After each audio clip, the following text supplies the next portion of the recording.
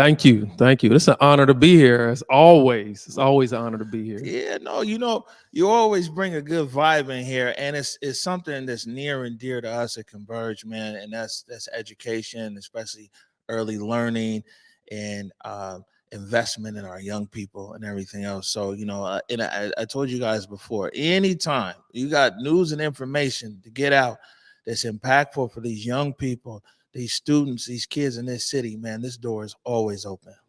Yes, you have said that, and I appreciate you opening the doors for us because just listening to what you were just mentioning a moment ago is just so inspirational. And I want to make sure, as long as I know this title, the Director of Education and Early Learning, is I'm in this role and I have an opportunity to influence our kids, our families, and community. That's what it's about, and I'm gonna definitely leverage your expertise to get the word out. All right, good stuff. So, just for people who don't know, you can quickly tell everybody what DEEL does. Yeah, so the Department of Education and Early Learning, we basically we oversee all of the early learning through birth through post-secondary investments for the city of Seattle. We have four goals: making sure students are kindergarten ready. Once they enter kindergarten, we want to make sure that when students are in high school, that they're going to graduate and be college and career ready. We want to make sure that when they graduate from high school, that they're going to obtain some type of post-secondary degree or certificate. And at the end, we want to make sure that our students are healthy and successful as they're progressing through. So that's ultimately the high-level overview of what we do at DEEL. Yeah, nah, DEEL is dope. We've been, man. I'll say this, and we'll jump into this stuff. Is because from day one, like we can go back years now, we've been talking about educational gap and the gap, especially with Black children in Seattle public schools, and I think that there's always a conversation and then there's the action side of it. And so a lot of people, they don't really know about DEEL too much unless DEEL pops up on the radar. But you guys have been consistently working behind the scenes with so many different partnerships, Seattle Public Schools, with Seattle colleges, with early learning providers, with daycare providers, and everything. It's almost like a holistic approach that's behind the scene. And we know that it takes years to see results on things. The education process, it isn't like a snap of a finger or even the fix of a bridge. It takes years, but it's just good to know that y'all have been so invested in this process. Yes, that's and what you just mentioned is invested in the process, but you also just mentioned the collaboration it takes to make sure that our scholars are going to be successful. You just mentioned Seattle Public Schools, our preschool providers, the Seattle colleges, our community. We all know that being a parent, we're the first educators from the beginning, from the jump. But it takes that collective effort just to make sure that our scholars are going to be successful. And that's pretty much why I'm here today, because of a couple of things we have going on. Right. And so we got the why we called you. You know what I'm saying? Why we called you? We got this this press release from Sage a while ago. Well, not too far long ago. I think some days ago, and it says the DEEL announces up to 1.5 million in grant funding for cultural education and leadership opportunities, supporting historically underserved youth. So why don't you tell us all about it, and then we'll talk about the two different programs. Absolutely, yes. So right now we do have the culturally responsive, culturally education RFI that's out right now, and what it does, it'll allow community-based organizations up to $150,000 to be awarded to implement some culturally responsive programming throughout the city. And just again, as you was mentioning earlier, just talking about your journey and how you and Trey have been here, have been this outlet. That's something what we want to make sure that these dollars are going to be doing is giving community-based organizations opportunities to affirm our young scholars' identity, affirm their culture, and have them learn ways to be successful at the end of the day, because we know that our students, specifically our students of color, BIPOC students, need to see themselves being successful, and they need to see others that are doing what they aspire to do in the work. And this funding actually came from, back in 2020, the Equity Communities Initiative.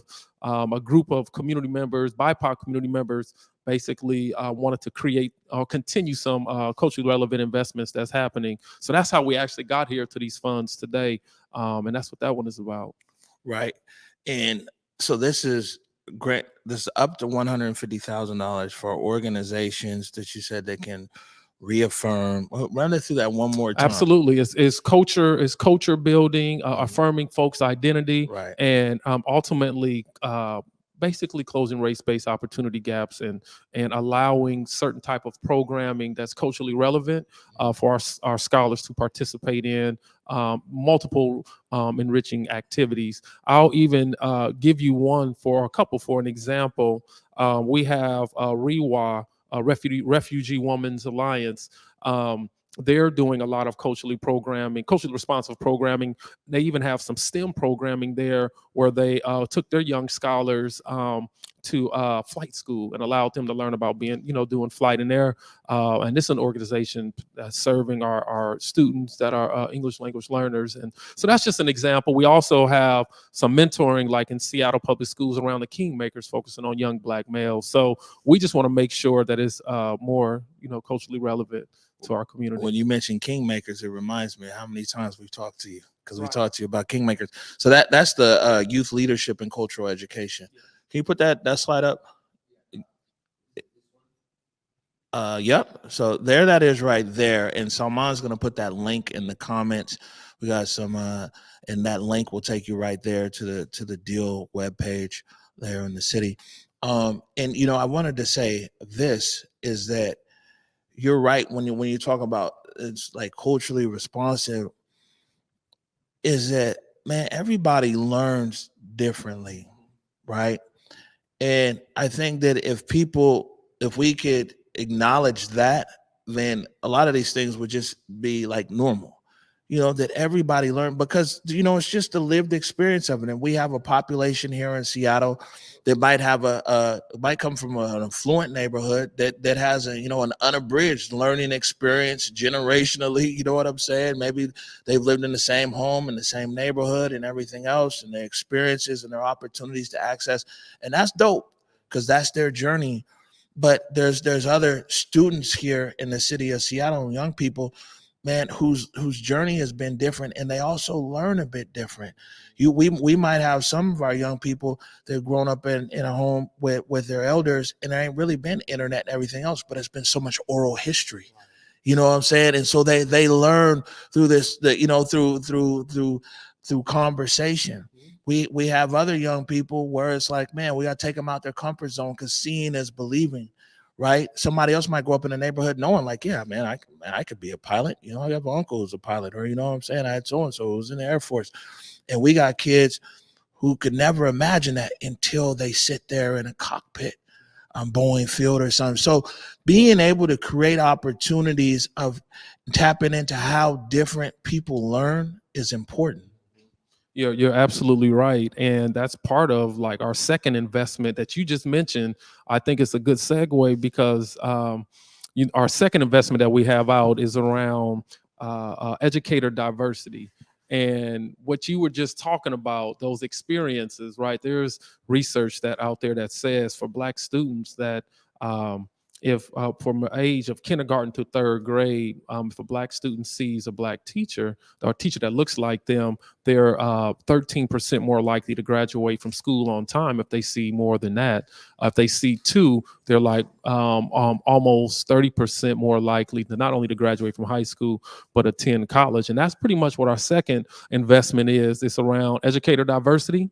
We know that in the state of Washington, and this is data from the state of Washington Department of OSPI, basically, and there's about 79% of the teachers in the state are white. right? And so where, in the Seattle area, 55% of the students are students of color. So what we want to do is make sure that there's opportunities out there for community-based organizations to do professional development, training, and to really help influence our educators of color, people of color that look like you and I, Black males, to go into education.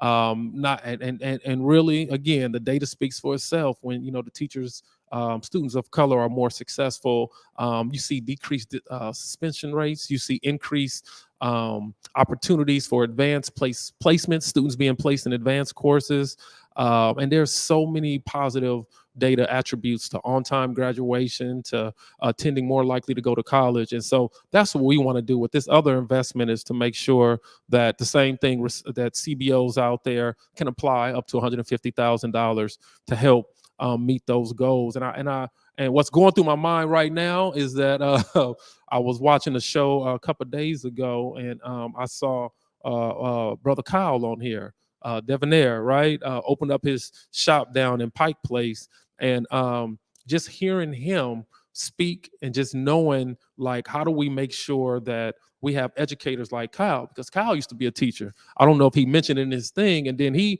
aspired to open up his shop that's doing great down there. And so that's just what I think about. How do we make sure we have folks like that, folks like you in front of our kids, to aspire them to do whatever it is they choose to? I'm gonna tell you this much. So it's a few things, right? Is one, I'm a history buff. So I don't know if Washington State history is still taught in the 9th grade with the Green Book, but wherever it's taught, you know what I'm saying? I have no problem popping into the classrooms over here, you know what I'm saying, and popping into the Washington State history class.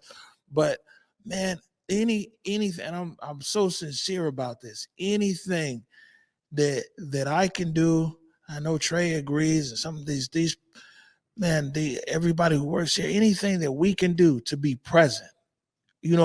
There's only two type of people that I'll drop everything for.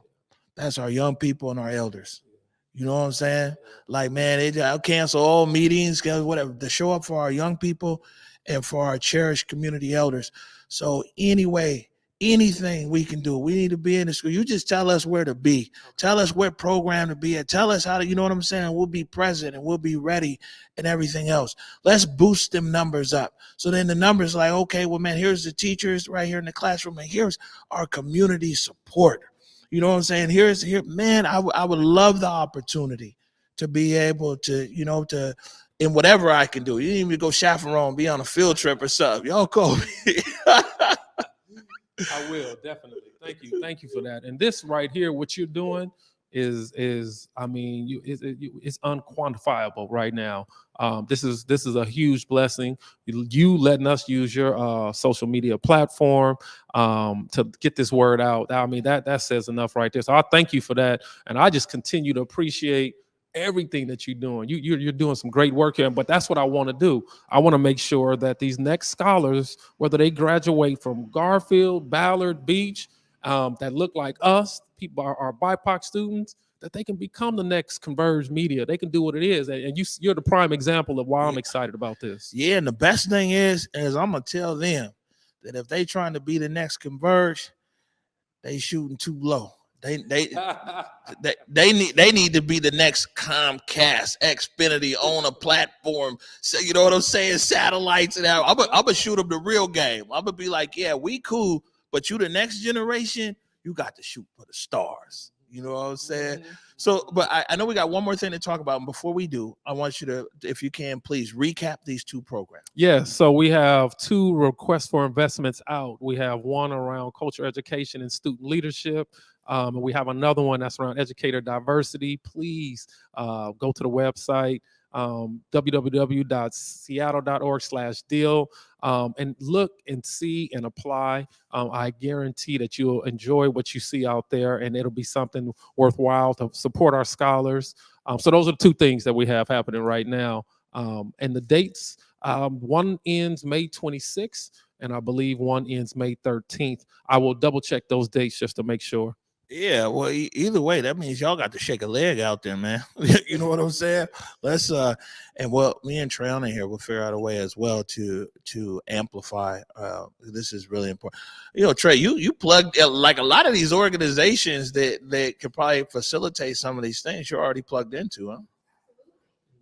Yeah, no, this is good stuff. Before we let you go, I see that you guys you've also put out a comic book. Yes, we did. So, in partnership with Public Health, Seattle Public Health King County. Oh man, there's a comic book out right now. Ultimately, just helping families educate their kids about vaccination and COVID and everything. And we're super excited about this comic book. And we encourage all families to check it out and help read it to you, or not help, but read it to your kid. Look at it, and it's interesting. Part of the comic book is talking about a shot.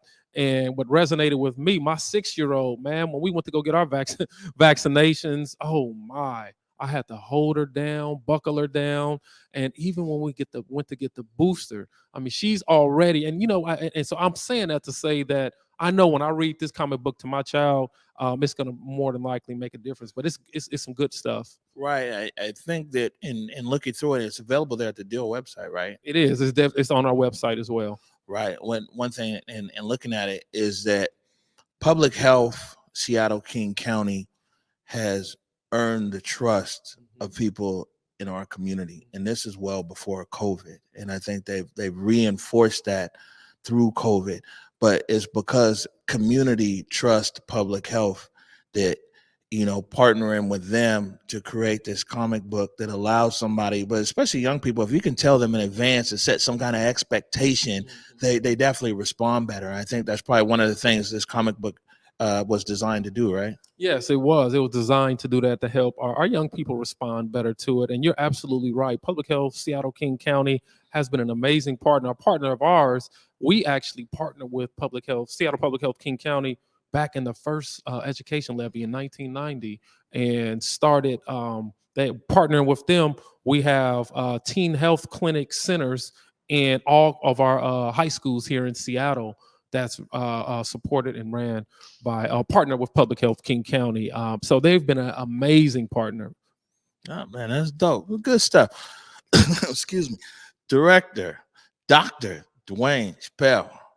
Man, it's always a pleasure, brother. Thank you. And I appreciate you. Appreciate what you're doing for us in the community. So thanks for the support. Just tell you, bring the mic up. Thank you. Yeah, what I was saying was thank you. Appreciate what you've done with this, building this right here, building this platform for our Black community and our communities of color to really just see the great work that's happening out there. And I just admire what you do. And we're going to keep leveraging your platform to share this great work that we're doing.